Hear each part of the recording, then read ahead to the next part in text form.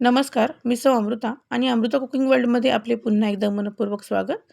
आज आपण बघणार आहोत पौष्टिक अशी कढीपत्त्याची चटणी, जी की केसांसाठी, त्वचेसाठी सर्वांसाठीच खूप उपयुक्त आहे.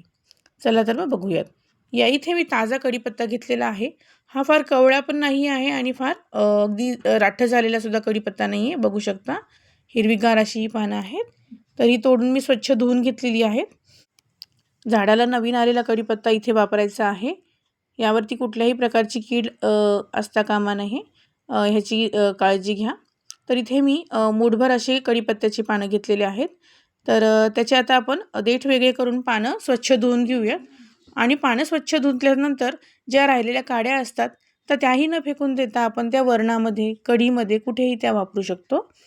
तर त्याचाही स्वाद खूप छान लागतो. तर या इथे आपण स्वच्छ पाण्याने कढीपत्ता सुरुवातीला धुवून घेऊयात. म्हणजे खराब जर पानं असतील तर तेही निघून जातील, त्यावरची धूळ असेल ती पण निघून जाईल. तर कढीपत्ता असा आहारात खाल्ला जात नाही, तर आपण हा उत्तम पर्याय आहे कढीपत्त्याची चटणी, जी की तुम्ही पोळीमध्ये भरून किंवा वरणामध्ये कशामध्ये सुद्धा ह्याचा वापर करू शकता, तोंडी लावण्यासाठी सुद्धा वापरू शकता. तर इथे एका कोरड्या नॅपकिनवरती मी काढून घेतलेला आहे आणि व्हिडिओत दाखवल्याप्रमाणे आपण तो पूर्णपणे कढीपत्ता कोरडा करून घेतलेला आहे आणि काही मिनिटांसाठी आपल्याला हा फॅनखाली सुकवून घ्यायचा आहे. पूर्णपणे कडकडीत सुकवून घ्यायचा नाही आहे, हलकासा तो सुकवून घ्यायचा आहे. तर असा सुकलेला कढीपत्ता आता आपल्याला एका प्लेटमध्ये काढून घ्यायचा. सुरुवातीला आता कढई गरम करायची आहे आणि कढई गरम केल्यानंतर मी इथे मूठभर शेंगादाणे भाजून घेत आहे. शेंगादाणे भाजल्यानंतर आपल्याला आता हे शेंगादाणे भाजून झाल्यानंतर एका प्लेटमध्ये काढून घ्यायचे आहेत आणि आता कढईमध्ये आपल्याला साधारण एक वाटीभर, अर्धा वाटी आपल्याला याच्यामध्ये तीळ घालायचे आहेत. काय होतं की सर्वच वस्तू ह्यामध्ये आपण ज्यावेळेस टाकतो, जसं की शेंगादाणे, तीळ, जवस, खोबरं, तर ही बहुगुणी चटणी होते. अ, तर या तिळासोबत मी इथे आता 1 चमचाभर धने पण घालणार आहे, जेणेकरून आपली जी चटणी आहे ती खमंग व्हावी. 1 चमचा जिरे मी यामध्ये घातलेले आहे आणि अजूनही याचा स्वाद छान होण्यासाठी यामध्ये 1 चमचाभर मी सोप वापरते. चटणीमध्ये सहसा सोपाचा वापर होत नाही, पण इथे एकदा ही चटणी करून बघा. याची चव खूप भन्नाट लागते. तर हे सुद्धा मी खमंग भाजून घेतलेले आहे आणि एका प्लेटमध्ये काढले. आता आपण जो सुकवून घेतलेला कढीपत्ता होता, तर तो कढईमध्ये आपण घालणार आहोत. यामध्ये आपल्याला 1 चमचाभर तेल घालायचं आहे, जेणेकरून कढीपत्त्याचा रंग आणि कढीपत्ता जो आहे तो कुरकुरीत व्हावा यासाठी. तेलामुळे कढीपत्त्याचा जो रंग आहे तो हिरवागार राहतो, ते काळपट पडत नाहीत. तर या इथे बघू शकता आपला कढीपत्ता जो आहे, तर तो काही मिनिटे परतल्यानंतर छान कडक आणि रंगही छान झालेला आहे.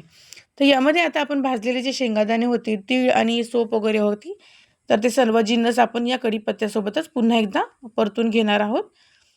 सोबतच आता आपल्याला हे गार झाल्यानंतर यामध्ये 1 चमचाभर मीठ, आवडीप्रमाणे तिखट, या इथे मी 1 चमचाभर तिखट घातलेलं आहे.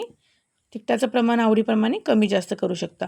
अगदी लिंबा एवढा चिंचेचा गोळा घेतलेला आहे मी. अगदी ऑप्शनल आहे. ही चटणी जर तुम्हाला आंबट-गोड करायची असेल तर तुम्ही चिंच वापरा, अन्यथा नाही वापरली तरी चालेल. इथे चिंच घातली आहे, त्यामुळे मी इथे 1 चमचाभर साखर घालत आहे. आता पुन्हा याला आपण मिक्स करून घेऊयात आणि पूर्णपणे छान आता हे गार झालेलं आहे. तर हे मिश्रण आता आपल्याला मिक्सरच्या भांड्यात काढून घ्यायचं आहे. मिक्सरच्या भांड्यामध्ये काढून आपल्याला हे आधी पल्स मोडवर भरडायचं आहे. तर अशी चटणी नक्की करून पहा. कशी झाली सांगायला विसरू नका. बघू शकता मी सुरुवातीला भरडलं आहे आणि त्यामध्ये आता आपण अर्धा चमचा हळद घातलेली आहे, जेणेकरून आपल्या चटणीचा रंग अजून सुरेख व्हावा यासाठी आणि पुन्हा एकदा मिक्सरला मी फिरवून घेतलेला आहे. तयार आहे आपली बहुगुणी अशी कढीपत्त्याची चटणी. कशी झाली सांगायला विसरू नका. अजूनही अमृता कुकिंग वर्ल्डला सबस्क्राईब केलं नसेल तर सबस्क्राईब करा, लाईक करा, शेअर करा, कमेंट करायला अजिबात विसरू नका. ही चटणी मी सहसा पोळीमध्ये भरून किंवा याच्या छोट्या-छोट्या पुऱ्या लाटून यामध्ये भरून देत असते, जेणेकरून ती कुठल्याही पद्धतीने ती पोटात जावी. तर या इथे आपण बघू शकता की मी गरम भात घेतलेला आहे आणि त्यावरती आता ही चटणी टाकत आहे. आणि यावरती आता छान गरम तूप किंवा तेलाचा वापर करून आपण तो छान कालवून खाऊ शकता. अशी सुद्धा ही चटणी खूप सुरेख लागते. पोळीबरोबर तोंडी लावण्यासाठी सुद्धा खूप सुरेख लागते. तर हा गरम-गरम भात आता टेस्ट करून पाहते चटणी कशी झाली आहे. तर अशी चटणी आपण साधारण 1 महिन्यासाठी स्टोअर करून ठेवू शकतो. अजून तुम्हाला कुठल्या रेसिपी पाहायला आवडतील या कमेंट बॉक्समध्ये सांगायला विसरू नका. भेटूयात पुढच्या रेसिपीसोबत. तोपर्यंत बाय.